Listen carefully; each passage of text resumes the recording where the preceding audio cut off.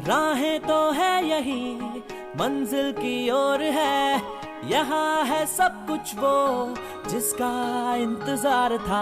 राहें तो है यही मंजिल की ओर है, यहाँ है सब कुछ वो जिसका इंतजार था। देखो चलो आओ खुद को जगाओ, अपना सपना यहाँ पे बुनते हैं।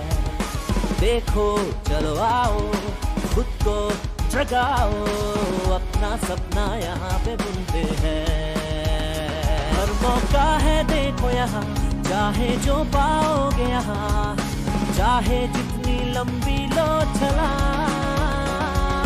देखो चलो आओ खुद को जगाओ, अपना सपना यहाँ पे बुनते हैं। देखो चलो आओ खुद को जगाओ, अपना सपना यहाँ पे बुनते हैं। 6 साल पहले जब फॉर्चून फाउंडेशन ने पहले यूथ एम्पावरमेंट समिट का आयोजन किया था, उस वक्त किसी ने ये अनुमान नहीं लगाया होगा कि आगे जाकर इस समिट से हजारों युवाओं की आशा आकांक्षाएं जुड़ी होगी। आज केवल नागपुर शहर से नहीं बल्कि पूरे विदर्भ क्षेत्र के युवा बड़ी शिद्दत के साथ इस सालाना उपक्रम का इंतजार करते रहते हैं, क्योंकि वे जानते हैं कि ये एक ऐसा फोरम है जहां उनके सपने साकार हो सकते हैं। फिर चाहे वो सपना अच्छी कंपनी में जॉब पाने का हो या फिर खुद का उद्योग शुरू करने का हो।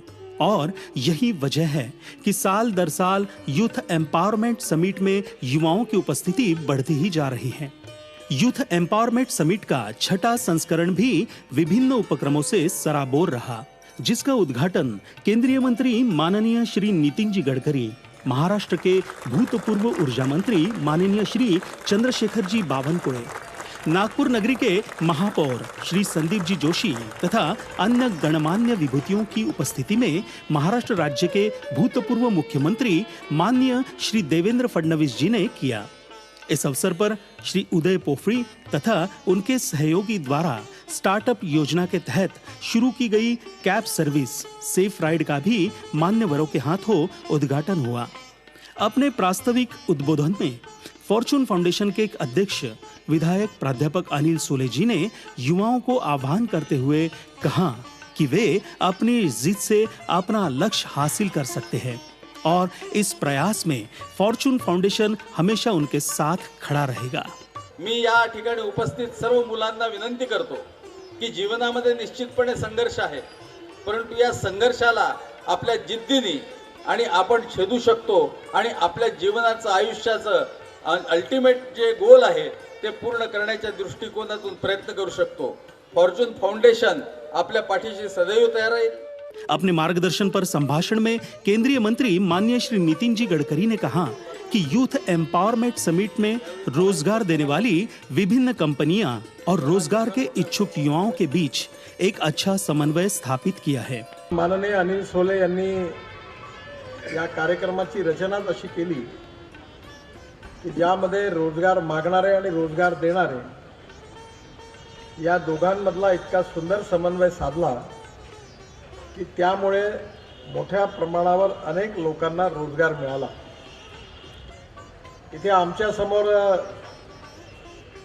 सिलेक्टेड कॅन्डिडेट्सची यादी देखील जाहीर झालेली आहे आणि मला आत्ताच त्यांनी सांगितलं की मागच्या वर्षामध्ये त्यांनी 6000 तरुण मुलांना रोजगार उपलब्ध करून दिला।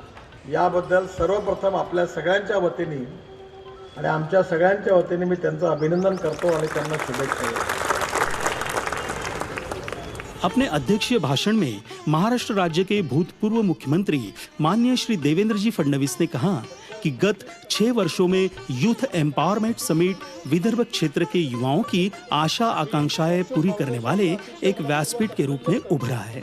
यूथ एम्पावरमेंट समिट गेली 6 वर्ष सातत्याने आयोजित करून नागपूरसह विदर्भातल्या मुलांना एक संधी उपलब्ध करून देण्याचं काम हे फॉर्च्यून फाउंडेशनच्या माध्यमातून झालं आणि खऱ्या अर्थानं आपण जर बघितलं असेल तर दरवर्षी चढत्या क्रमाने ही संधी युवांपर्यंत पोहोचली। अनेक युवक आणि युवतींना रोजगार प्राप्त झाला, स्वयंरोजगाराच्या संधी प्राप्त झाल्या, अनेकांना वेगवेगळ्या प्रकारची आर्थिक मदत प्राप्त झाली, कर्ज प्राप्त झाले, विविध योजना सर्वांपर्यंत पोहोचल्या आणि त्यातनं एक युवांचं स्वतःचं व्यासपीठ म्हणून आज यूथ एम्पॉवरमेंट समिट फॉर्च्यून फाउंडेशनच्या माध्यमातून या ठिकाणी एस्टॅब्लिश झालेली आपल्याला पाहायला मिळाली। यूथ एम्पावरमेंट समिट ये एक ऐसा आयोजन है जहां stand up India, startup India, प्रधानमंत्री मुद्रा लोन योजना के साथ साथ विभिन्न बैंकों द्वारा उद्यमशीलता को बढ़ावा देने के लिए शुरू की गई अलग अलग योजनाओं की जानकारी युवाओं को एक ही जगह उपलब्ध होती है, जिसका युवाओं ने खूब लाभ उठाया। इसके साथ साथ विभिन्न महामंडलों की उद्यमशील योजनाओं की जानकारी हासिल करने में भी युवाओं ने विशेष रुचि दिखाई। सूक्ष्म, लघु और मध्यम उद्यम यानी कि MSME का स्टॉल युवाओं के आकर्षण का केंद्र रहा। युवाओं को उद्यमशील बनाने के लिए MSME कई योजनाएं चला रही है, जिसकी युवाओं ने विस्तार में जानकारी प्राप्त की। छोटी छोटी मशीनों के माध्यम से किस तरह स्वयं रोजगार शुरू किया जा सकता है, इसकी भी युवाओं ने जानकारी हासिल की। युवाओं को कौशल्य प्रशिक्षण देकर उन्हें हुनरमंद बनाने वाली कई प्रशिक्षण संस्था के स्टॉल से भी युवाओं ने विभिन्न प्रशिक्षणों की मालूमात हासिल की। इन 3 दिनों में कई तज्ञ वक्ताओं ने युवाओं को विविध विषयों पर मार्गदर्शन किया, जिसका युवाओं ने खूब लाभ उठाया। पिछले साल की तरह इस साल का प्लेसमेंट ड्राइव भी आकर्षण का केंद्र रहा। हजारों युवाओं ने ऑनलाइन रजिस्ट्रेशन कर इस मेगा प्लेसमेंट ड्राइव में शिरकत की। snagpur.com ये वेबसाइट अब विदर्भ क्षेत्र के युवाओं को मुंह जबानी याद हो चुकी है और रजिस्ट्रेशन शुरू होते ही हजारों युवा इस साइट पर रजिस्ट्रेशन कराते हैं। ऑनलाइन रजिस्ट्रेशन के कारण युवाओं को उनकी शैक्षणिक पात्रता के अनुसार श्रेणीबद्ध करना आसान हो जाता है और कंपनी की आवश्यकता ध्यान में रखकर योग्य कैंडिडेट्स ही उनके सामने इंटरव्यू के लिए भेजे जाते हैं। इन 3 दिनों में हजारों युवा अपने उज्जवल भविष्य की चाह में इस मेगा प्लेसमेंट ड्राइव में सम्मिलित हुए। फॉर्च्यून फाउंडेशन के सभी कार्यकर्ताओं को भी दाद देनी होगी, जिन्होंने 3 दिन न केवल इन युवाओं का मार्गदर्शन किया, बल्कि उन्हें कोई तकलीफ न हो इसका भी पूरा ध्यान रखा। इस साल नागपुर, रायपुर, औरंगाबाद, पुणे, नासिक इन जैसे विभिन्न शहरों से 60 नामांकित कंपनियों के HR हेड्स अपनी कंपनी के लिए योग्य उम्मीदवार की तलाश में यहां आए थे। कई मान्यवरों ने इस संपूर्ण प्रक्रिया का प्रत्यक्ष जायजा लेकर फॉर्च्यून फाउंडेशन के इस उपक्रम की तहे दिल से सराहना की। इस साल की विशेषता यह रही कि कंपनियों के HR हेड्स जिन कैंडिडेट्स को सिलेक्ट करते थे, उनके नाम की एक घंटे बाद अनाउंसमेंट की जाती थी और उन्हें उसी वक्त उपस्थित मान्यवरों के हाथों अपॉइंटमेंट लेटर प्रदान किया जाता था। 3 दिन अविरत चले इस मेगा प्लेसमेंट ड्राइव में हजारों युवाओं को उनका मनचाहा जॉब मिला। इसकी खुशी उनके चेहरे पर साफ झलक रही थी। पिछले वर्ष प्लेसमेंट ड्राइव में विभिन्न कंपनियों द्वारा जिन युवाओं का सिलेक्शन हुआ था, उनके नाम इस बार प्रदर्शित किए गए थे, ताकि युवाओं का आत्मविश्वास बढ़े और इस बढ़े हुए आत्मविश्वास के साथ वे इंटरव्यू को फेस करें। यूथ एम्पावरमेंट समिट के ये 3 दिन विभिन्न उपक्रमों से सराबोर रहे और युवाओं को सक्षम बनाने का ये प्रयास सही मायनों में सफल रहा। पिछले 6 वर्षों में यूथ एम्पावरमेंट समिट ने हजारों युवाओं को अपना खुद का व्यवसाय शुरू करने के लिए प्रेरित किया है। फिर चाहे वे विभिन्न क्षेत्र के तज्ञ वक्ताओं के मार्गदर्शन द्वारा हो या फिर स्वयं रोजगार को प्रोत्साहित करती छोटी छोटी मशीन्स की प्रदर्शनी द्वारा हो या फिर सफल उद्योजकों के अनुभव कथन कार्यक्रम के आयोजन द्वारा। और यही वजह है कि इस समिट से प्रेरणा लेकर आज सैकड़ों युवाओं ने खुद का उद्योग स्थापित कर न केवल उद्योजक बनने का अपना सपना साकार किया है।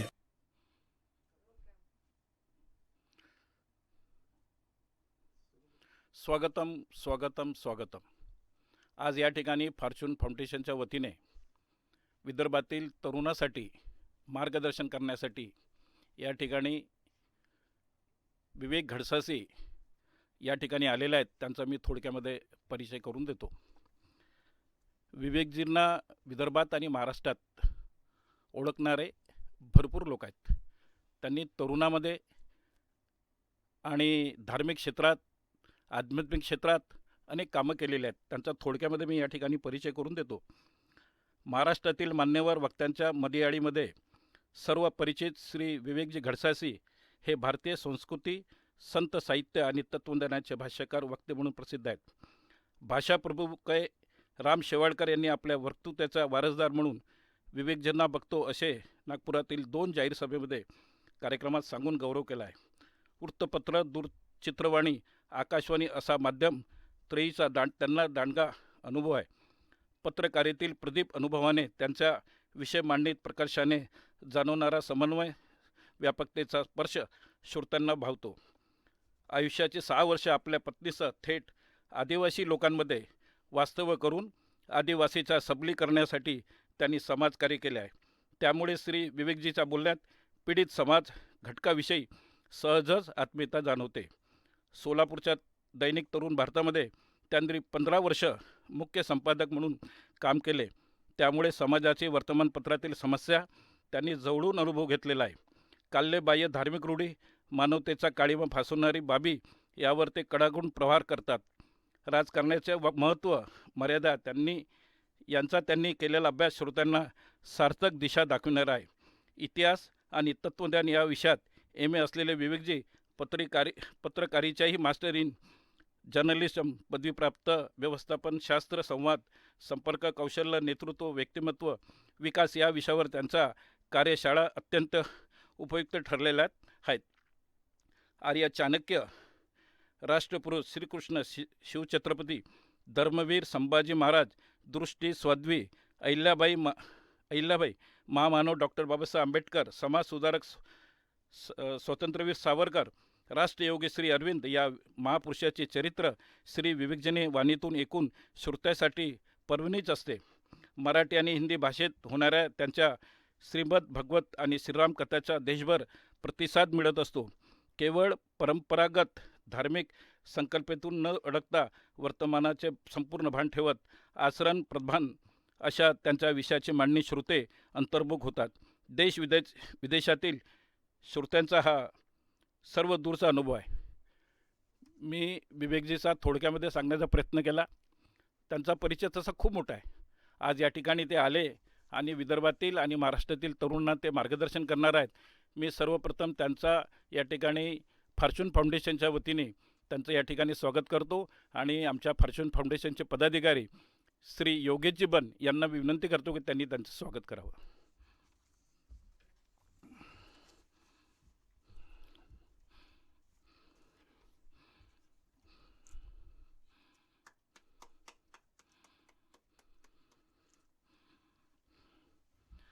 त्याचप्रमाणे आमचे दुसरे वक्ता रमेशजी दलाल, विशेष अतिथी, त्यांचं स्वागत शैलेशजी ढोबळे करतील अशी मी त्यांना विनंती करतो.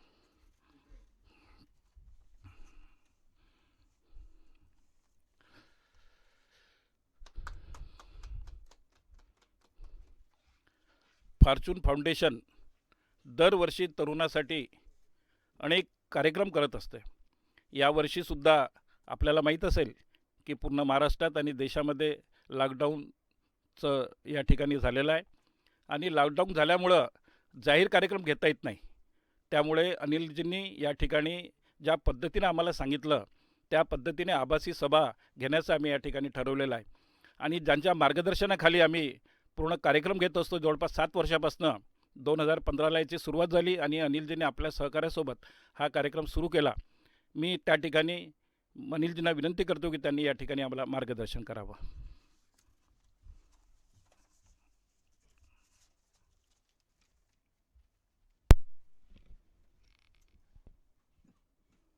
मंचावर विराजमान आमचे मार्गदर्शक, प्रखर वक्ते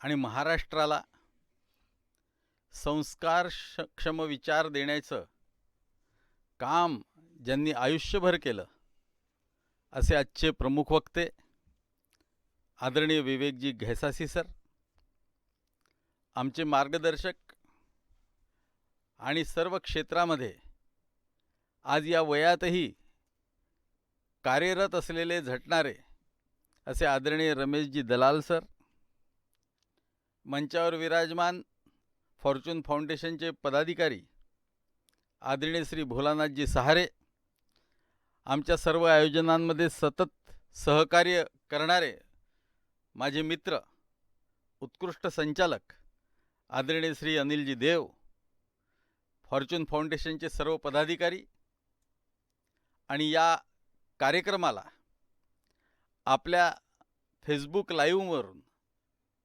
जुळलेले सर्व हजारो युवक युवती आणि श्रोते हो, मी आपल्या सर्वांचं फॉर्च्यून फाउंडेशनच्या वतीने या यूथ एम्पॉवरमेंट समिटच्या 4थ्या दिवशीच्या सत्रामध्ये आपलं स्वागत करतो.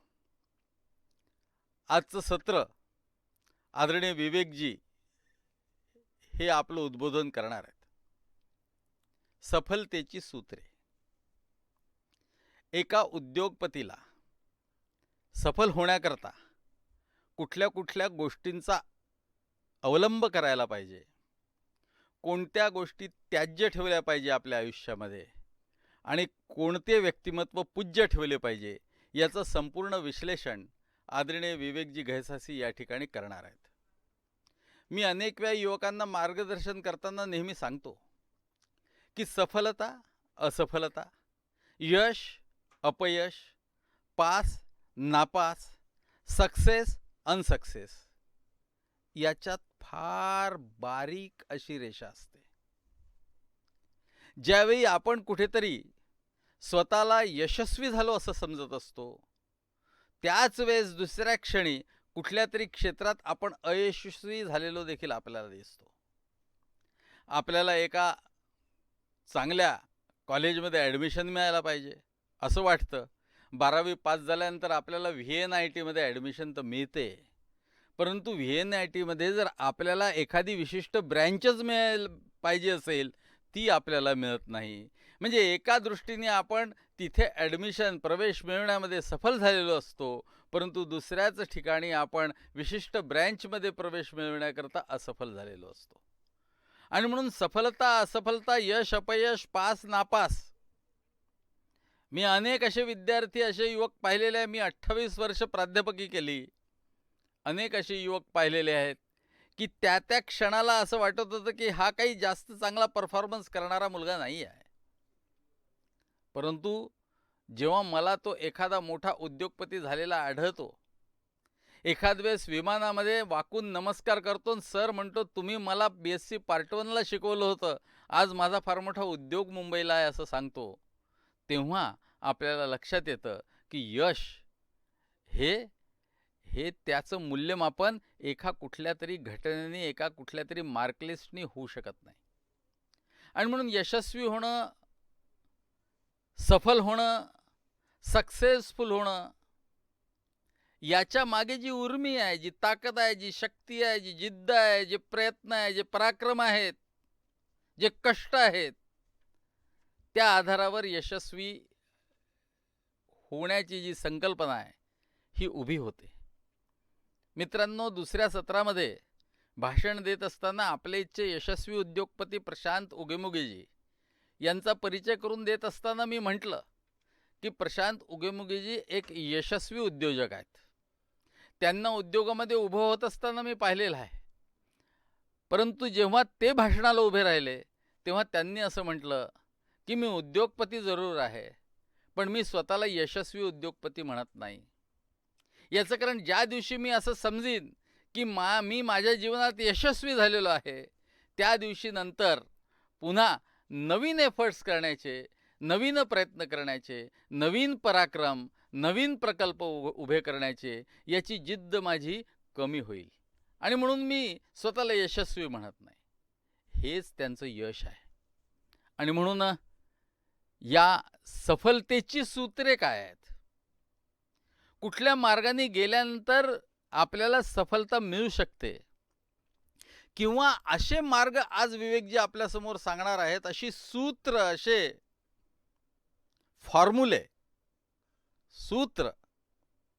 असे सांगणार आहेत की ज्याच्यामुळे आपल्याला आपल्या जीवनात सफलतेच्या दिशेने जाण्याकरता मदत होऊ शकेल. आणि म्हणून मी आपल्यामध्ये आणि त्यांच्यामध्ये अधिक वेळ थांबणार नाही. पण आज आपला 4था दिवस आहे. हजारो युवक रोज आपल्या 6 वाजताच्या वेळेची वाट पाहत बसतात आणि आपल्याला जुळतात आणि हे सगळं ऐकतात. माननीय विवेकजी, दरवर्षी 50,000 60,000 युवकांच्या उपस्थितीत हे कार्यक्रम घेण्याची आम्हाला सवय लागली. यावर्षी देखील 13 आणि 14 मार्चला आम्ही 2 दिवसाचं चर्चासत्र, मार्गदर्शन, त्याच ठिकाणी इंटरव्ह्यू, त्याच ठिकाणी विविध मशिनरीजचं प्रदर्शन, विविध बँकांचं मार्गदर्शन, बँकांचे स्टॉल्स, VTPs, त्याचप्रमाणे सरकारच्या सगळ्या योजनांचे स्टॉल्स आणि ही सगळी माहिती युवकांना देण्याचा विचारात होतो. परंतु अचानक 1 मार्चपासूनच या पद्धतीचं वातावरण झालं, कोरोनाचा प्रादुर्भाव वाढला आणि निश्चितपणे आपण जागरूक युवक आहोत, जागरूक कार्यकर्ते आहोत. त्याच्यामुळे आम्ही असं ठरवलं की 13-14ला आता हे सगळं ऑनलाईन करायचं. आणि म्हणून ऑनलाईन इंटरव्ह्यू झाले. परंतु ऑनलाईन इंटरव्ह्यू होत असताना काही अडचणी होत्या, म्हणून आमच्या टेक्निकल टीमनी सांगितलं की हे 5-7 दिवस चालतील, ते तुम्ही 2-3 दिवसात तिथे जे करायचे प्रत्यक्ष इंटरव्ह्यू तसे आता होऊ शकत नाही. आपल्याला 2-3 दिवस हे इंटरव्ह्यू 2-4 दिवस चालवावे लागतील.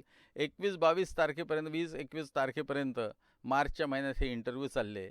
आणि म्हणून आम्ही तिथे जे चर्चासत्र त्या ठिकाणी आयोजित करतो ते चर्चासत्र ऑनलाईन हे एप्रिलच्या फर्स्ट वीकमध्ये करावं असं आम्ही ठरवलं. आणि त्या पद्धतीने 3 एप्रिलपासून 11 एप्रिलपर्यंत हे चर्चासत्र रोज संध्याकाळी 6 वाजता होणार आहे. आणि म्हणून या ठिकाणी याचा लाभ घेण्याकरता आणि युवक निश्चितपणे याच्यात रोज जुळतात, जॉईन होतात, ऐकतात, कॉमेंट्स करतात आणि त्यांच्या कॉमेंट्समुळे आमचा उत्साह द्विगुणित होतो. आणि आमची फॉर्च्यून फाउंडेशनची जी टीम आहे तिला देखील असं वाटतं की आपण निश्चितपणे हे केलं पाहिजे. ही एक पोकळी ही भरून काढण्याचा आमचा हा प्रयत्न आहे, हा प्रयास आहे. आणि मला असं वाटतं की याला युवक जेव्हा स्वतःच्या पायावर उभे होतात आणि तो एखादा युवक आम्हाला जेव्हा येऊन भेटतो तेव्हा आमचे हे प्रयास जे आहेत हे यशस्वी झालं असं आम्हाला वाटतं. परंतु त्याच वेळेस अनेक लोक मिळतात की जे म्हणतात की अजूनही मला यश मिळत नाही आहे. त्यावेळेस आम्ही नर्वस न होता पुढे पुन्हा तुला यश मिळेल, प्रयत्न करत राहा, अशा पद्धतीचं आश्वासन देऊन आणि आमचा कार्यक्रम पुढे नेत असतो. आज 4थ्या पुष्पाला आदरणीय विवेकजी या ठिकाणी आपल्याला मार्गदर्शन करणार आहेत. त्यांचा मार्गदर्शनाचा लाभ निश्चितपणे आपल्या सर्व युवकांना या ठिकाणी होईल आणि आपला मार्ग अधिक सुकर करण्याच्या दृष्टिकोनातून, आपल्या स्वयंरोजगाराचा मार्ग अधिक सहज करण्याच्या दृष्टिकोनातून निश्चितपणे आपल्याला लाभ होईल असा विश्वास या ठिकाणी व्यक्त करतो आणि माझं प्रास्ताविक संपवतो. धन्यवाद. जय हिंद.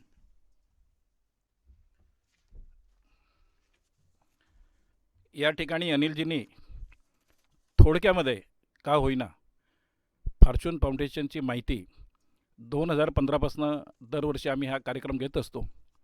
आणि आज जो विषय आहे तो सफलतेचे सूत्र आहे. मी माननीय विवेकजी घडसासे यांच्या मुखातून आपण ऐकावं अशी मी आपल्याला विनंती करतो आणि विवेकजींना विनंती करतो की आपण या ठिकाणी मार्गदर्शन करावं.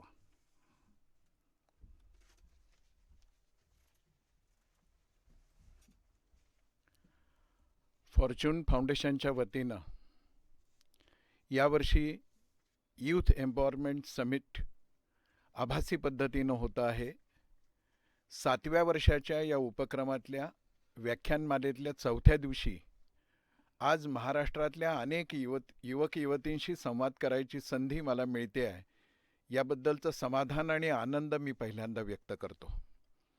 फॉर्च्यून फाउंडेशन ही ज्यांच्या कल्पनेतली निर्मिती आहे ते माझे मित्र माननीय प्राध्यापक अनिलजी सोले, फॉर्च्यून फाउंडेशनशी जुळलेले सगळे कार्यकर्ते आणि आज जे दोघे इथे उपस्थित आहेत व्यासपीठावर ते श्रीमान दलालजी, श्रीमान भोलानाथजी अन्य सगळे फॉर्च्यून फाउंडेशनचे पदाधिकारी आणि महाराष्ट्रातल्या हजारो युवक युवतींनो, सफलतेची सूत्रे आपल्याला सांगायची आहेत मला, पण त्याचा एक कॅनव्हास मी आपल्यासाठी स्पष्ट करतो. ही सफलता केवळ व्यापार, उद्योग, व्यवसाय, पैसे मिळवणं एवढ्यापुरती मर्यादित आहे का? तर आयोजकांच्याही मनात तसं नाही आणि माझ्याही मनात तसं नाही.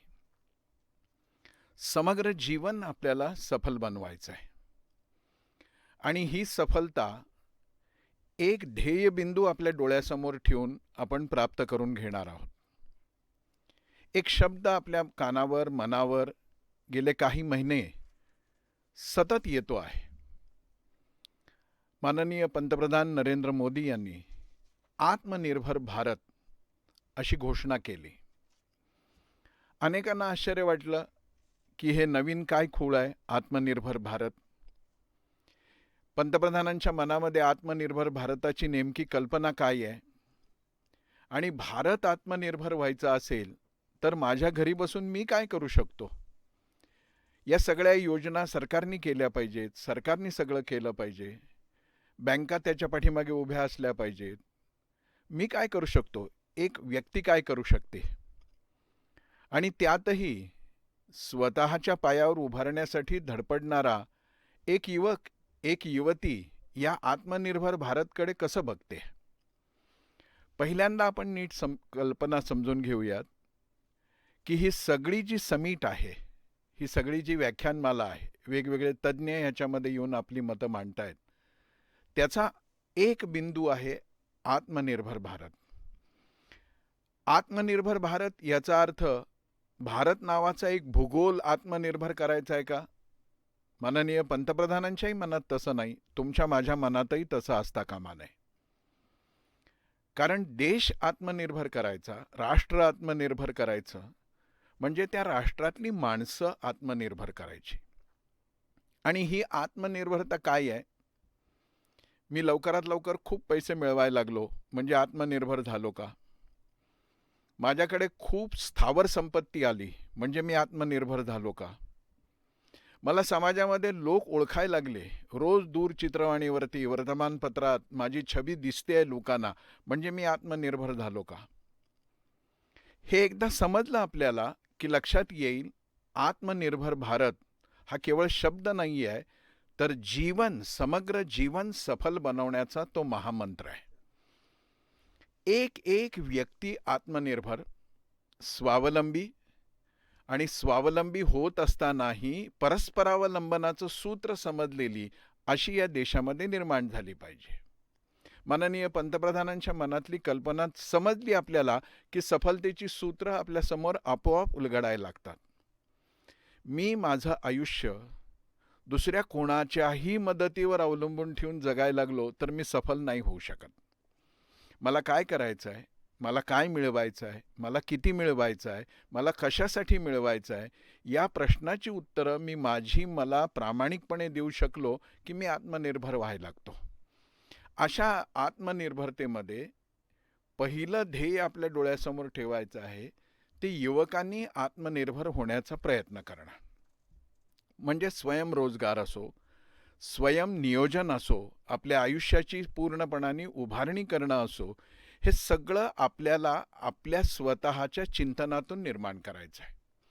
आणि म्हणून मी जेव्हा आत्मनिर्भर होतो, एक माणूस म्हणून, एक नागरिक म्हणून, एक व्यक्ती म्हणून, तेव्हा हळूहळू देशही आत्मनिर्भर व्हायला सुरुवात होते. अशा आत्मनिर्भरतेसाठी छोटा मोठा उद्योग असो, व्यवसाय असो, व्यापार असो, स्वतःच्या कौशल्याने करत असलेली लहान लहान वैयक्तिक पातळीवरची कामं असोत, ज्यातून आपल्या उपजीविकेसाठी सहाय्य होईल. माझ्या तरुण मित्रमैत्रिणींनो, हा शब्द आहे ना उपजीविका, हा मोठा गुगलीसारखा आहे.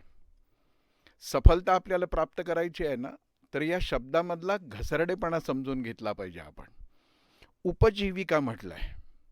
उपमुख्याध्यापक असतो ना, उपमुख्यमंत्री असतो, उपपंतप्रधान असतो उप, त्याच्यावरती काहीतरी आहे, कोणीतरी मुख्य आहे, कोणी मुख्यमंत्री आहे म्हणून दुसरा कोणी उपमुख्यमंत्री आहे. तशी पैसे मिळवणं ही माझ्या उपजीविकेसाठीची गोष्ट आहे, जीविकेसाठीची गोष्ट नाही आहे. मी उत्तम व्यापार करेन आणि पैसे मिळवेन म्हणजे मी सफल नाही झालो. खूप छान माझा व्यवसाय चालला आहे, मला आता यश येतंय असं मीही म्हणतोय, सगळेही म्हणतायत. अनेक माझ्या जवळच्या माणसांना माझं कौतुक वाटतंय, काही जणांना माझा हेवाही वाटतोय. पण ही माझी उपजीविकेतली यशस्वीता आहे. आणि किती अनिश्चित आहे.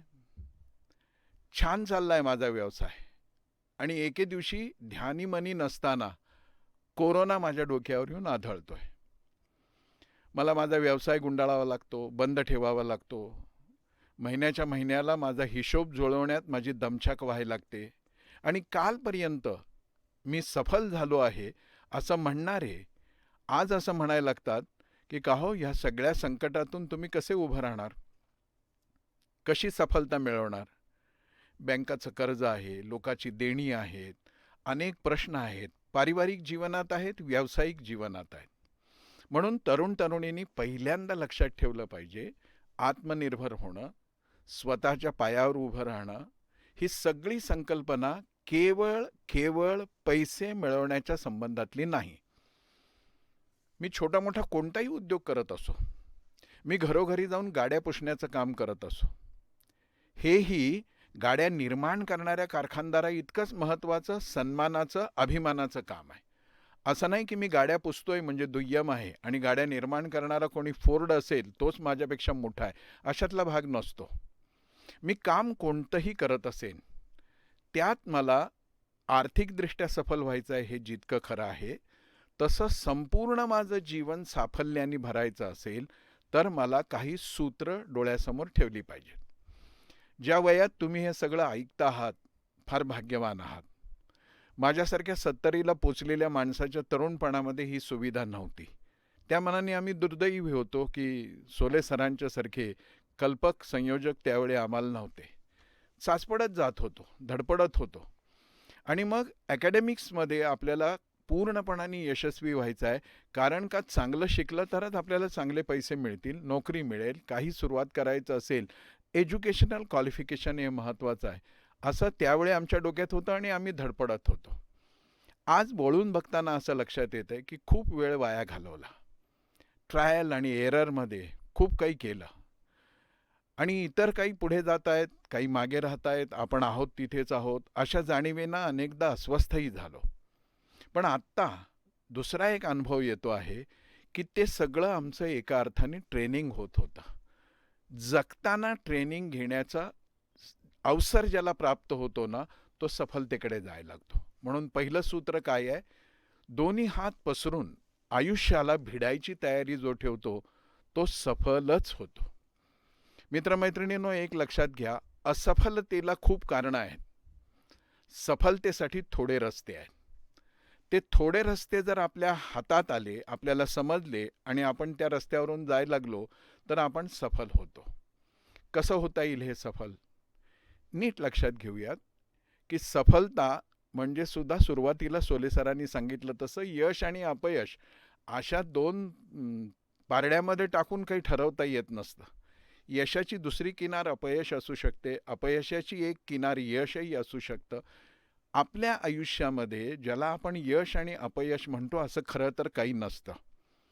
असतो तो प्रसंग असतो तो घटना असते आणि ती आपल्याला सफल बनवण्यासाठी शिक्षण देत असते. अनुभव हा आपला गुरु असतो. आणि मग सफल व्हायचं असेल तर आयुष्याला जसं मोकळेपणाने भिडायची तयारी ठेवली पाहिजे, तसं लौकिक अर्थाने यशस्वी वा अपयशी वाटणाऱ्या घटनांमधून सुद्धा मी काहीतरी शिकलो आहे असा सकारात्मक भाव ठेवावा लागतो. अब्राहम लिंकन जन्मले, डोळ्यासमोर स्वप्न ठेवलं की मला अमेरिकेचं प्रेसिडेंट व्हायचं आहे आणि रेड कार्पेट वेलकम सगळीकडे त्यांना मिळालं आणि ते प्रेसिडेंट झाले. असं घडलं का? किती उद्योग केले, किती प्रयोग केले, किती प्रयत्न केले, सगळ्यामध्ये अपयशी झाले आणि एके दिवशी यश त्यांच्या समोर सन्मानाचं पदक घेऊन उभं राहिलं आणि अमेरिकेचे प्रेसिडेंट झाले. मग सगळे पहिले प्रयत्न वाया गेले का? नाही गेले. हा रस्ता तिथे पोचत नाही, तो रस्ता तिथे पोचत नाही, तो रस्ता पोचत नाही, असं शिकता शिकता शिकता ते एकदा यशस्वी झाले. आणि म्हणून पहिलं सूत्र सफलतेचं हे आहे, डोळे उघडे ठेवून, मन उघडं ठेवून, मेंदू उघडा ठेवून, कान उघडे ठेवून, आयुष्य जसं आहे त्याला तशाच पद्धतीनं जाऊन भिडणं, हे ज्याला जमतं तो सफलतेच्या रस्त्यावर चालायला सुरुवात करू शकतो. मी जर पळपुटेपणा करेन, मी आव्हान पेलायची तयारी ठेवणार नाही, संकट माझ्या जीवनात नको आहे असं मला वाटत असेल, तर मी कधीही कदाचित माझ्याकडे पैसे खूप येतील तरी पण मी सफल झालेला असणार नाही. आणि म्हणून पहिलं सूत्र हे आहे, आयुष्याला भिडायची हिंमत आपल्यामध्ये असली पाहिजे. कुणामध्ये येईल ती हिंमत? ज्यांनी स्वतःचं मूल्यमापन नीट केलं आहे त्यालाच ती येऊ शकेल. स्वतःचं मूल्यमापन नीट करणं म्हणजे काय? आयुष्यामध्ये अनेक गोष्टींची किंमत आपण करत असतो. एखादी वस्तू घेतो तेव्हा आपण विचारतो केवढ्याची आहे. दुकानदार आपल्याला त्या वस्तूची किंमत सांगतो आणि आपण म्हणतो की नाही, ह्या याच्यासाठी इतकी किंमत, एवढ्यात देता का? जो काही आपण त्याच्याशी संवाद करतो, तोलभाव करतो आणि आपल्याला परवडणाऱ्या किमतीत ती आपण वस्तू घेतो. आयुष्यामध्ये फार काळ आपल्याला उपयोगी पडणारी वस्तू घेताना सुद्धा तिचं मूल्य तपासतो की नाही? माझ्या आयुष्याचं मूल्य काय आहे? मी उद्योगात, व्यापारात, शिक्षणात कोणत्याही क्षेत्रामध्ये सफल होणार असेल तर मला ह्या प्रश्नाचं उत्तर देता आलं पाहिजे की माझ्या आयुष्याचं मूल्य काय आहे. मी कोणत्या वस्तीत, कोणत्या गल्लीत, कोणत्या आईबापाच्या पोटी जन्माला आलो, माझी सांस्कृतिक पार्श्वभूमी काय आहे, माझ्या परिसरातलं वातावरण काय आहे, या कशालाही आपल्या जीवनामध्ये फारसं महत्त्व नसतं. मी माझ्या आयुष्याचं मूल्य नीट ओळखलं आहे का? आणि म्हणून सुरुवात करताना मी आपल्याला एक दृष्टिकोन देऊ इच्छितो. तरुण तरुणींनी हे नीट समजून घेतलं पाहिजे. मला हे आयुष्य बक्षीस म्हणून मिळालेलं नाही. मला हे आयुष्य कुणाच्या कृपेचा प्रसाद म्हणून मिळालेलं नाही आहे. हे आयुष्य अगदी ईश्वराने सुद्धा माझ्यावर दया दाखवून मला दिलेलं नाही आहे. नीट समजून घेऊ आपण. माझं हे आयुष्य मी जन्माला येण्याआधीपासून केलेल्या संघर्षाचं फळ आहे. तुम्हाला आश्चर्य वाटेल की मी असं का म्हणतोय. थोडं मोकळेपणाने बोलायचं झालं तर तुमचे आणि माझे आई बाबा एकांतामध्ये जेव्हा एकत्र आले तेव्हा आईच्या गर्भामध्ये माझ्या पित्यानी अनेक बीज दिली. आपण शरीरशास्त्रामध्ये हे शिकलेलो आहे. किती शुक्राणू दिले? करोडो शुक्राणू दिले. आईच्या गर्भातल्या स्त्री बीजांशी माझ्या वडिलांच्या पुंबीजांचा संयोग झाला. हा संयोग हा शब्द जरी आपण वापरत असलो तरी मूलतः तो संघर्ष आहे. लाखो शुक्राणू माझ्या आईच्या गर्भामध्ये प्रविष्ट झाले, सगळेच काही फलित झाले नाहीत. असं जर असतं तर 100 मुलांची आई एकाच वेळी प्रसूत झाली असती. असं होत नाही. एका वेळी 1, फार तर 2, क्वचित प्रसंगी 3 तिळं म्हणतो आपण जन्माला येतं. मी कुठे आपलं लक्ष वेधू इच्छितोय लक्षात घ्या. तो जो एक जम आहे, तो जो एक शुक्राणू आहे, तो करोडो शुक्राणूंमध्ये शक्तिशाली ठरला आहे, संघर्षामध्ये यशस्वी झाला आहे, म्हणून तो फलित झाला आहे. आणि मी जन्माला येण्यासाठी केलेला हा पहिला सफल संघर्ष आहे, त्याचं फळ म्हणून माझं हे आयुष्य आहे. फुकट मिळालेलं नाही. हा अवॉर्ड नाही, हे बक्षीस नाही, हे कसलंही दुसरं कोणाच्या कृपेचं फळ नाही आहे, माझ्या संघर्षाचं आहे. मला जेव्हा हातपायही नव्हते तेव्हा जर मी माझ्या अस्तित्वासाठी इतका संघर्ष केला आणि यशस्वी झालो तर आता मला हा संपूर्ण देह प्राप्त झाला आहे. त्याचं मोल काय? त्याची किंमत काय? आणि तो मी चुकीच्या गोष्टीत खर्च करायचा का? प्रयत्नांमधली यशस्विता अयशस्विता ही चुकीची गोष्ट नाही आहे. पण आज एक पत्रकार म्हणून मला युवा शक्तीमधलं जे एक दुर्दैवी चित्र दिसतं, माझ्या मित्रमैत्रिणींनो, मोबाईलवर किती वेळ खर्च करता तुम्ही? दिवसातला किती वेळ? काय मिळतं त्यातून? अफवा, द्वेष, उथळ राजकीय चर्चा, टिंगलटवाळी, फार फार तर आंबट शौक पुरे करणारी गोष्टी. सर्वे जो सांगतो आपल्याला, सर्वेक्षण झालंय आपल्यासारख्या एका देशातल्या तरुणांचं, सरासरी आपल्या देशातले तरुण 3.5 तास मोबाईलवर वेळ खर्च करतात. मी आपल्याला नक्की सांगू इच्छितो, यशस्वी होता येणार नाही, आपल्याला सफल होता येणार नाही. इतकं मौल्यवान आयुष्य जे मी संघर्षाने प्राप्त केलेलं आहे, त्यातला रोजचा 3.5 तास वेळ जर मी एका फालतू गोष्टीसाठी खर्च करत असेन, तर मी कसा काय यशस्वी होणार? पहिली गोष्ट, सूत्र विसरू नका. अनेकदा काय होतं, पुढचं पाठ राहतं, मागचं सपाट होऊन जातं. एक सूत्र आयुष्याला मोकळेपणाने भिडता आलं पाहिजे. Come what may, I will accept life as it is. मी माझ्या इच्छेनुसार माझं आयुष्य मला मिळावं यासाठी नुसता बसल्या जागी चर्चा करणार नाही. जसं मला आयुष्य मिळालंय, सन्मानाने मी ते स्वीकारेन. मी माझ्या स्वतःच्या अस्तित्वाची किंमत नक्की करेन आणि मग माझ्या लक्षात येईल, मी तर कोहिनूर हिऱ्यापेक्षाही किमती गोष्ट आहे. चैतन्यदय, सजीव, सशक्त, कल्पना आणि बुद्धी असणारा, निरोगी असा जर मी एक अस्तित्वाचा हिस्सा आहे, तर मी माझं आयुष्य वाया घालवणार नाही. सफलतेचं तिसरं सूत्र आहे की मला एक जवळचं ध्येय ठरवता आलं पाहिजे. मला छोटा व्यापारी व्हायचा आहे, ठीक आहे, मला हे स्वतःचं ध्येय आहे. मला एखादी एजन्सी मिळवायची आहे, हे माझं ध्येय आहे, ते मी निश्चित केलं आहे. याला शॉर्ट टर्म गोल असं म्हणतात. माझ्या जवळच आहे, मला हे पूर्ण करायचं आहे. पण तेच आहे का माझं, का माझ्या आयुष्यात मला आणखीन काही करायचं आहे? एक लाँग टर्म ध्येय आहे आपलं, एक लाँग टर्म गोल आहे. तिथपर्यंत जायसाठी मला एकेका छोट्या ध्येयाची निश्चिती करून वर गेलं पाहिजे. वरच्या मजल्यावर इमारतीच्या जायचं असेल आणि मी दाराशी उभं राहून म्हणालो की मला वरती जायचं आहे, तर मुझको भी तो लिफ्ट करा दे हे गाण्यात छान आहे, पण मला प्रत्येक पायरी चढावी लागेल. आणि प्रत्येक पायरी चढत असताना माझ्या हे लक्षात आलं पाहिजे की माझं शॉर्ट टर्म गोल काय आहे, पहिली पायरी चढणं. लाँग टर्म गोल काय आहे, वरच्या मजल्यावरती जाणं. हे ध्येय कोणतं असावं, ही दिशा कोणती असावी, हे दुसऱ्या कोणीही ठरवून चालत नाही. मी ठरवायला पाहिजे की माझ्या आयुष्यात मला काय बनायचं आहे. मग एकदा ध्येय ठरलं की दुसरा विचार केला पाहिजे की माझ्या हातामध्ये असलेल्या 24 तासांचं मी नियोजन कसं करतो आहे. Time management. मी जर 3.5 तास मोबाईल बघत असेन, 2-3 तास वेगवेगळ्या वाहिन्यांवरचे कार्यक्रम बघत असेन, तर मी माझ्या आयुष्यातल्या वेळेचं काय करतो आहे? मला माझ्या वेळेचं नीट नियोजन करता आलं पाहिजे.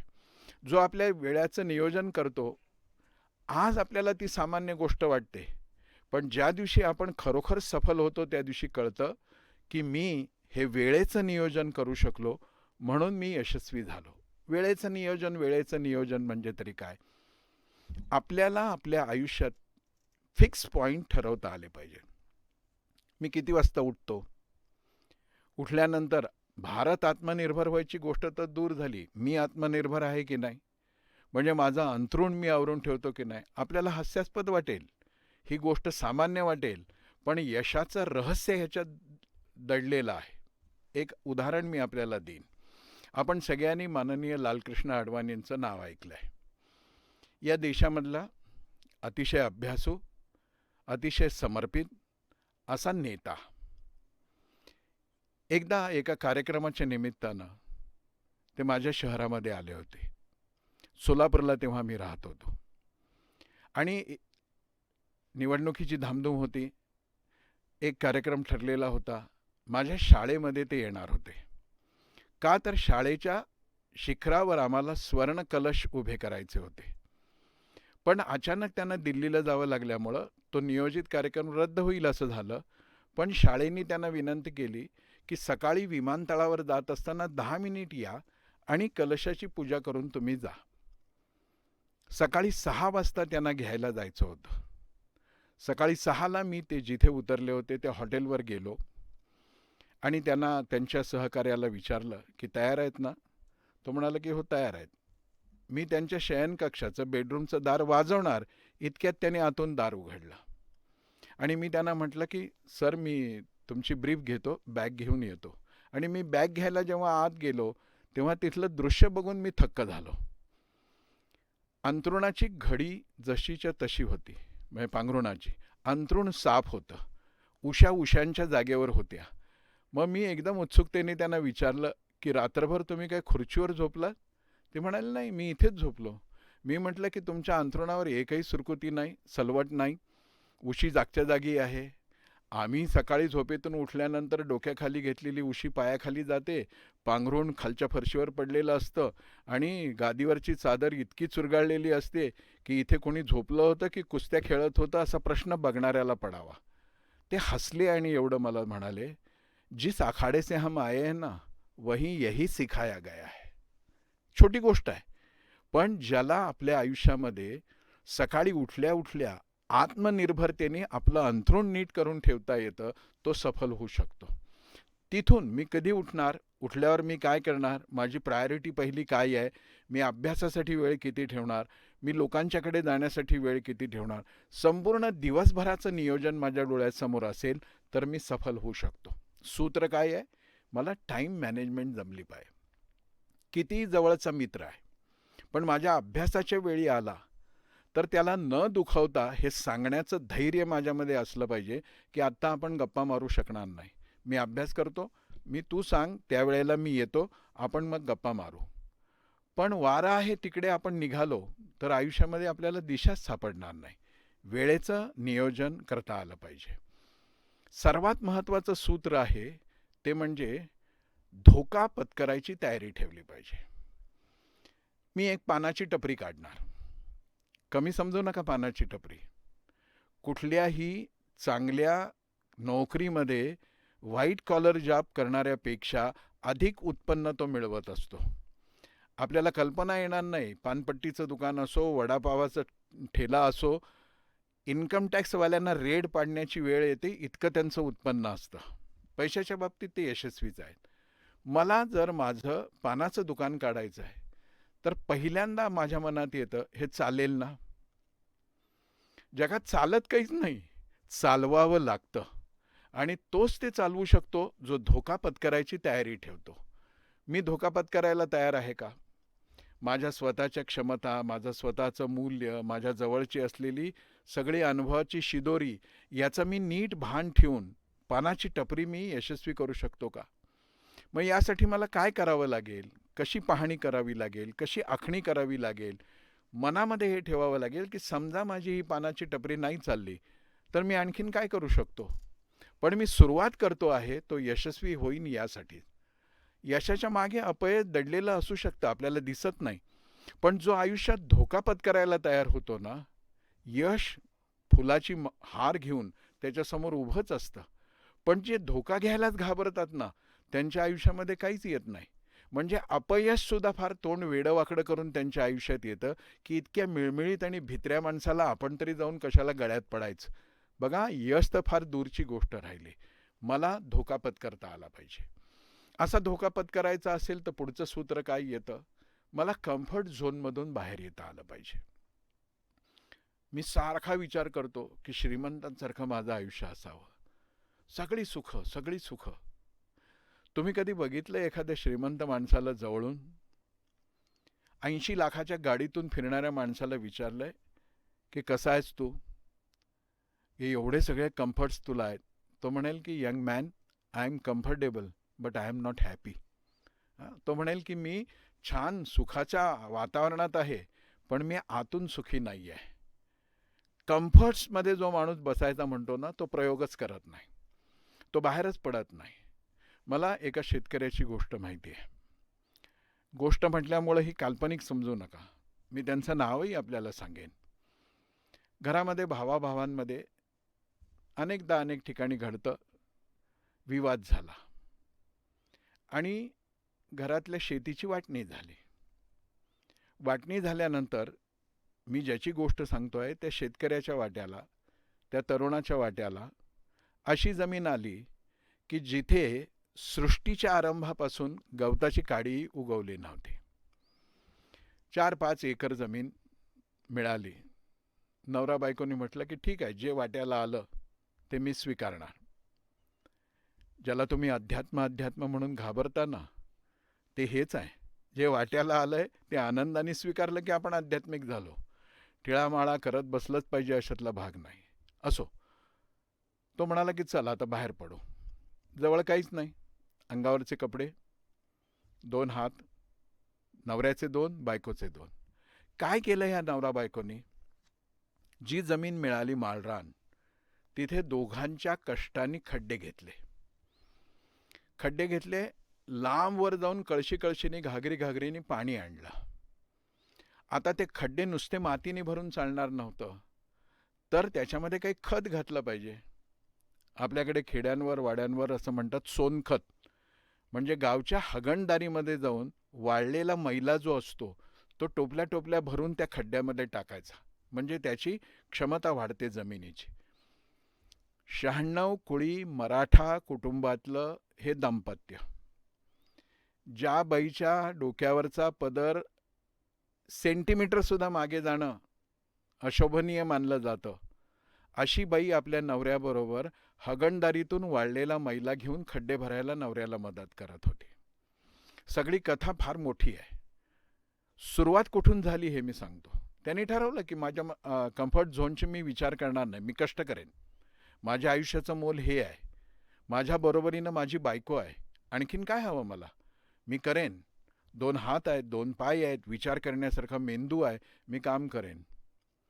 त्याला आज जगातल्या कृषी क्षेत्रातले सर्व पुरस्कार मिळाले आणि जगातले अनेक मोठे कृषी तज्ज्ञ त्याच्याकडे शिकायला येतात, त्याच्याकडे माहिती घ्यायला येतात.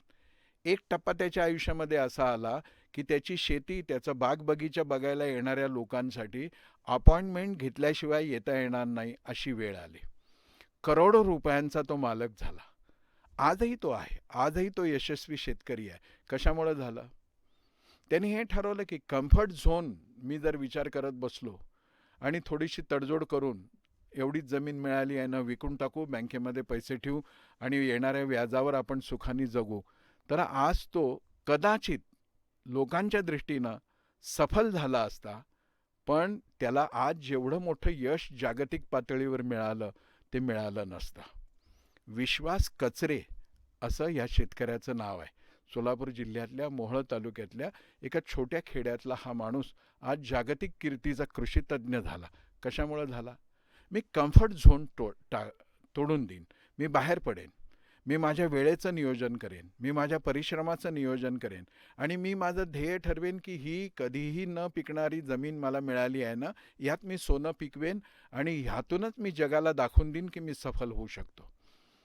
नियोजन करणं, धोक्यांना सामोरं जाणं, कम्फर्ट झोनमधून बाहेर येणं, सतत परिश्रम करणं, कष्ट करणं, थोडीसुद्धा विश्रांती माझ्या आयुष्यामध्ये असणार नाही असं स्वतःला समजून सांगणं आणि राबण्याचं फळ त्यांना मिळालं. पुढचं सफलतेचं सूत्र आहे की आपल्याला प्रतिकूल वाटणाऱ्या गोष्टीला अनुकूल बनवण्याची आपली मानसिकता असली पाहिजे. आणि या सगळ्या सूत्रांचा अर्थ एका वाक्यात एवढाच आहे की मला सकारात्मक होता आलं पाहिजे. आपण काय करतो, छोट्या छोट्या परिस्थितीतल्या चढाव उतारांनी इतके व्याकुळ होऊन जातो. इतकं स्वस्त आहे का आपलं आयुष्य मित्रांनो? गेल्या काळातल्या काही बातम्या मी जेव्हा वाचतो, ऐकतो, मी फार अस्वस्थ होऊन जातो. मला पाहिजे तेव्हा मोबाईल आईवडिलांनी दिला नाही म्हणून एक 12-13 वर्षाची मुलगी आत्महत्या करते. एवढं आपलं आयुष्य स्वस्त आहे. माझ्या मनासारख्या मुलीने मला होकार दिला नाही किंवा मुलांनी मला होकार दिला नाही म्हणून प्रेमभंग झालेले लोक आत्महत्या करतात. एवढंच आयुष्य आहे आपलं, एवढ्यासाठीच आयुष्य आहे आपलं. खूप कर्ज झालं म्हणून कुटुंबासह आत्महत्या केली, असं असतं आपलं आयुष्य. प्रतिकूलतेला अनुकूल बनवणं, संकटाला संधी बनवणं. आणि आपण गेल्या काही काळात पाहिलं, कोरोना आला, आपल्याकडे PPE किट नव्हत्या. PPE किट खूप मोठी गोष्ट झाली. आपल्याकडे मास्क नव्हते. काय झालं? संकट आलं. जगातून आलेले PPE किट निकृष्ट आहेत हे आपल्या लक्षात आलं. देश म्हणून आपण फसलो जातोय हे लक्षात आलं. आणि आत्मनिर्भरतेचा उद्घोष झाल्यानंतर गाव खेड्यावरच्या महिलांनी एकत्र येऊन मास्क बनवले. आपल्याकडच्या अनेक कंपन्या पुढे आल्या, त्यांनी वैद्यकीय उपकरणं बनवली. PPE किट्स आपण जगाला देऊ शकू इतकं उत्पादन आपण करून दाखवलं. आपण काय केलं? सुदैवाने आपल्याला असं एक नेतृत्व प्राप्त झालं की संकटाला संधी कशी बनवायची हे त्यांना कळत होतं. आपण तेच केलं आणि आत्मनिर्भर झालो. पण गावखेड्यावरची एक बाई मास्क बनवायला उभी राहते, ती 4 बायकांना एकत्र करते, तेव्हा तिला रोजगार तर मिळतोच, पण देश आत्मनिर्भर व्हायला लागतो. माझ्यापासून देशापर्यंतची ही साखळी आहे. करायला काय पाहिजे मी? प्रतिकूलतेला अनुकूलतेत बदलून घ्यायचं. एका चर्चमधली गोष्ट आपल्याला सांगेन. त्या चर्चने एके दिवशी फतवा काढला की सगळ्यांचं किमान शिक्षण झालेलं असलं पाहिजे, तरच तुम्हाला नोकरीवर राहता येईल. बघा आता सगळ्यांकडे फतवा गेला. तिथे जे कोणी चौकीदार होते त्यांनी लिहायला वाचायला शिकायला सुरुवात केली. कोणी तिकडे बाबू होते ते आणखीन काही शिकले. बाकी तिकडे झाडलोट करणारे असतील, जे काही असतील, तिथल्या सगळ्यांनी थोडं थोडं शिकायला सुरुवात केली आणि बऱ्यापैकी त्यांना लिहिता वाचता आलं. चर्चच्या हिशोबाने ते सगळे साक्षर झाले. एक व्यक्ती होती जिला ह्यात कशातच रस नव्हता. तिला चर्चच्या प्रमुखांनी बोलवून घेतलं आणि सांगितलं की वाच. तो म्हणाला नाही वाचू शकत, लिहू शकतही नाही, कारण काय सगळ्यांनी प्रशिक्षण घेतलं पण मी नाही घेतलं, मला त्यात रस नाही वाटत. ते म्हणाले की यू आर फायर्ड, तुझी नोकरी गेली, तू बाहेर पड. तो माळी काम करत होता. तो म्हणाला नोकरी गेली, ठीक आहे. बाहेर आला. क्षणभर उदास तर झालाच होता तो. आता काय करायचं, नोकरी गेली. डोकं भणभणलं. आणि तुम्हा तरुण मुलांना तर माहिती आहे, डोकं भणकलं की 2 गोष्टी आपल्याला आठवतात, एक तर खर्रा नाही तर झुरका. सिगारेट ओढली की सगळे प्रश्न सुटतात असं तुमच्यापैकी बऱ्याच जणांना वाटतं ना. नवीन प्रश्न निर्माण होतात. तो एक वेगळा विषय आहे. हा बाहेर आला आणि म्हणाला तर बस डोकं फार सणकलं आपलं, मस्त सिगरेट ओढू. चालत जात असताना त्यांनी सिगरेटचं दुकान कुठे आहे बघितलं. खूप दूरवर गेला, त्याला सिगारेट नाही मिळाली. त्यांनी इकडे तिकडे बऱ्याच रस्त्यांवर पाहिलं, सिगरेटचं दुकानच नाही.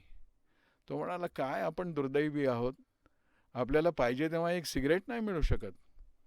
आणि म्हणून तो एका बसस्टॉपवर बसला असताना प्रतिकूलतेतून त्याला एक संधी दिसली.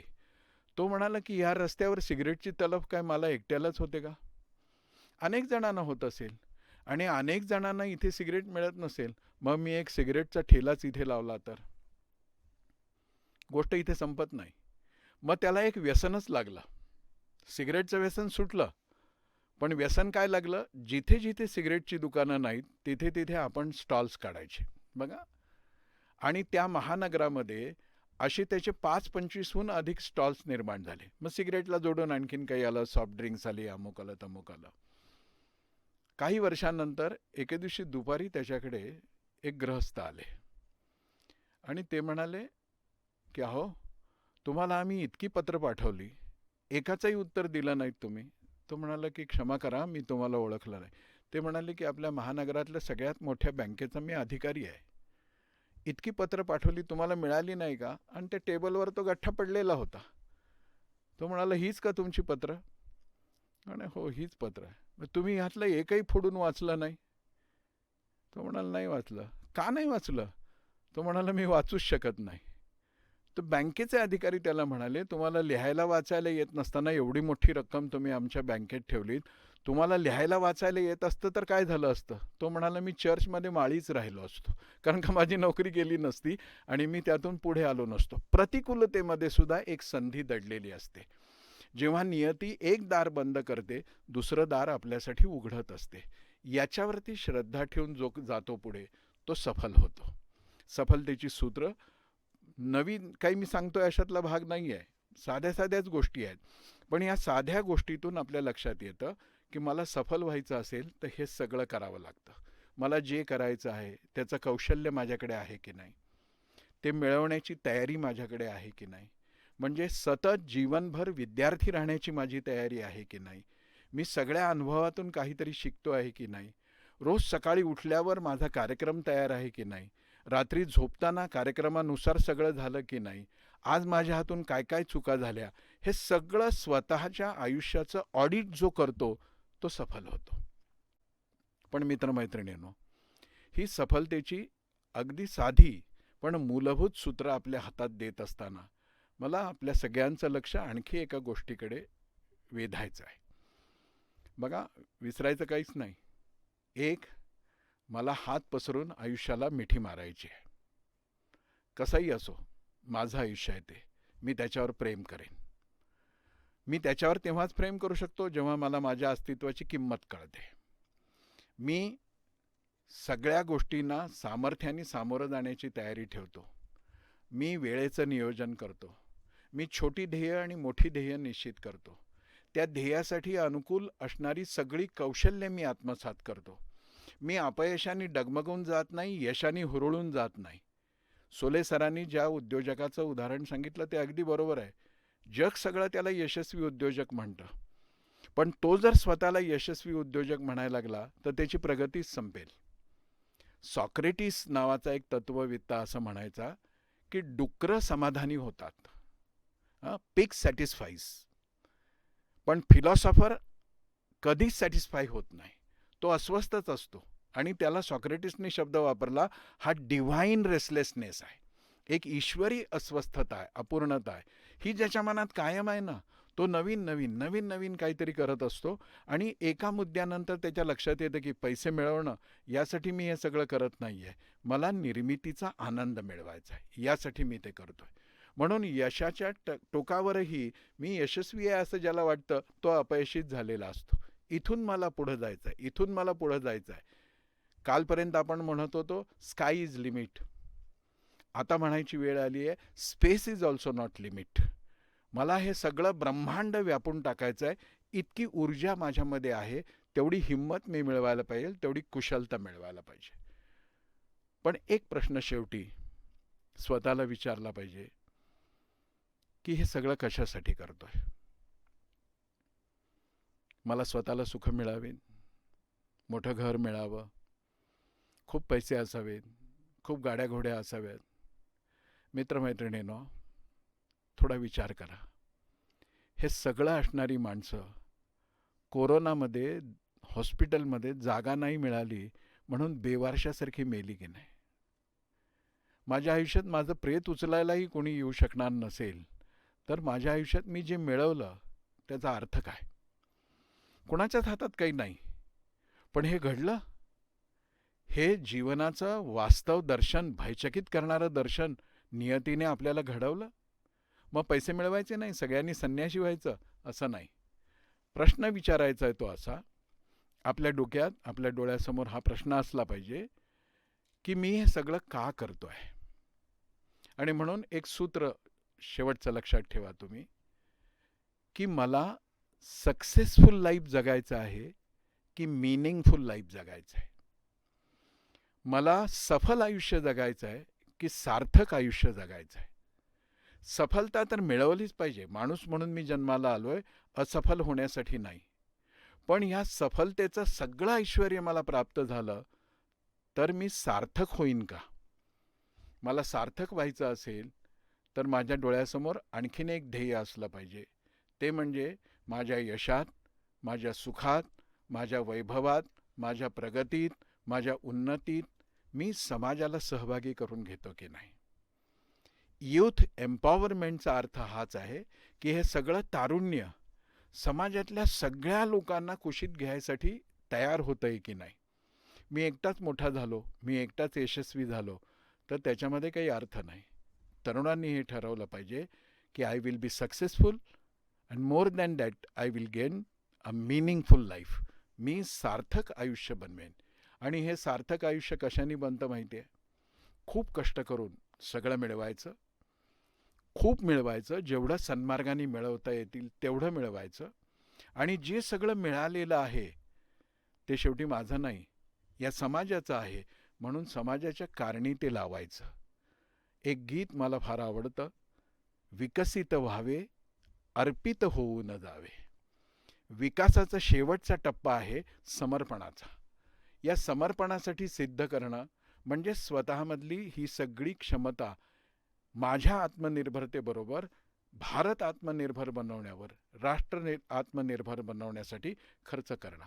आणि म्हणून मी या सफलतेच्या सूत्रांवर विचार करेन. रात्रभर याच्यावर बोलता येतं, ह्यात तुम्हीही कितीतरी सूत्र जोडू शकता. पण याहीपेक्षा महत्त्वाची 6 सूत्र मी आपल्या हाती यासाठी दिली की त्यामुळं तुम्ही तुमच्या आयुष्याचा ताळेबंद मांडू शकाल. खूप मोठे होणारच आहात, खूप यशस्वीच होणार आहात. आणि आता नियतीनं असं वातावरण निर्माण केलं आहे की ज्यांचं बालपण, ज्यांचं तारुण्य अभावग्रस्ततेत जातं ना, ते आयुष्यामध्ये यशस्वीरित्या संघर्ष करून मोठे होतात. गेल्या काही काळातल्या विविध क्षेत्रातल्या यशस्वी मुलामुलींचं आयुष्य बघा.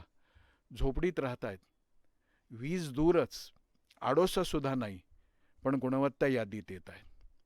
दोन्ही हात नाहीत तरी स्वावलंबी झालेत. वडील रिक्षा चालवत आहेत, IAS ऑफिसर झालेत. कुणाच्या घरी धुणंभांडी करणारी आई आहे, पण जागतिक कीर्तीच्या संशोधनामध्ये ते नामवंत म्हणून, यशवंत म्हणून लोकांच्या समोर आले. हा काळ आहे ना, सुखाने जगणाऱ्या सुखवस्तू कुटुंबातल्या युवक युवतींच्या पेक्षा अनेक संधीचे रस्ते अभावग्रस्ततेत जगणाऱ्या मुलामुलींच्या समोर आहेत. सुखवस्तू आहेत त्यांच्यासमोर तर आहेतच, पण ज्यांच्याकडे काही नाही असं वाटतं त्यांच्यासाठी अधिक आहेत, कारण का त्यांना गमवायचं काही नाही आहे. So my dear friends, get ready. आपल्याला यशस्वी व्हायचं आहे. आपण या देशात जन्माला आलो आहोत. यश हीच आपली डेस्टिनी आहे आणि यासाठी आपल्याला स्वतःवरचा विश्वास वाढत समाजाप्रती श्रद्धाभाव मनात ठेवून पुढं जायचं आहे. असं जाल तर मा भारती तुम्हाला यश दिल्याशिवाय राहणार नाही. आपल्या पाठीमागे ही सगळी मंडळी आहेत, त्यांचं मार्गदर्शन, तुमचे कष्ट आणि समोरचा तो भारत मातेला यशस्वी बनवणारा ध्येयाचा क्षण लवकरात लवकर जवळ आल्याशिवाय राहणार नाही. तो यावा अशी मी प्रार्थना करतो आणि परवाच्या चैत्रशुद्ध प्रतिपदेच्या दिवशी यशस्वी होण्याचा आपण सगळ्यांनी संकल्प करावा. त्यासाठी नववर्षाच्या आगाऊ शुभेच्छाही मी आपल्याला देऊन थांबतो. धन्यवाद.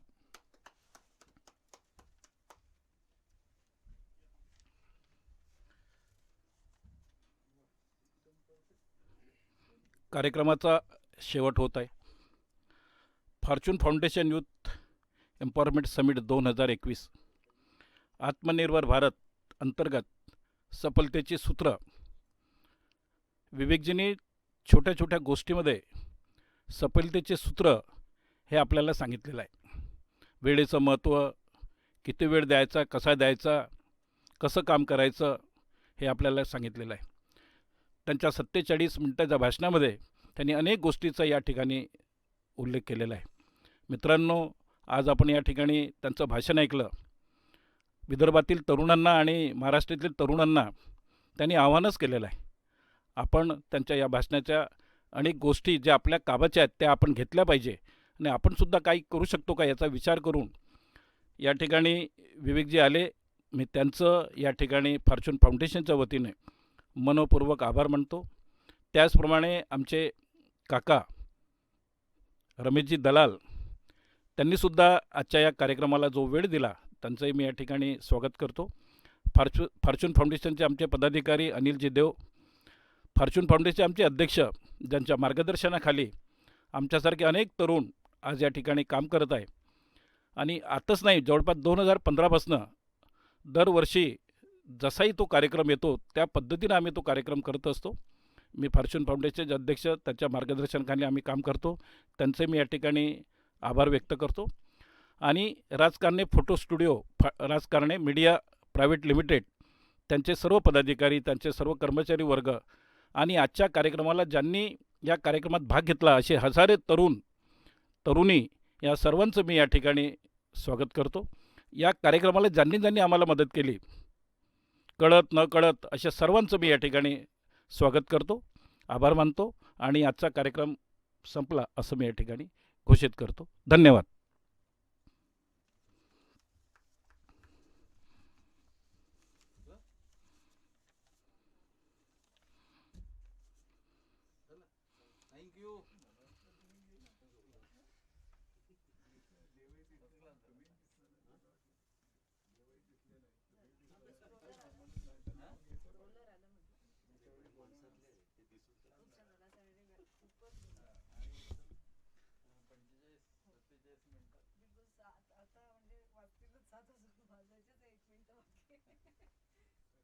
सर खूप छान सर. म्हणजे आज इतकं मी मुद्दाम आज, कारण मला काय होतं हा वॉइस आणि हा असं दोन्ही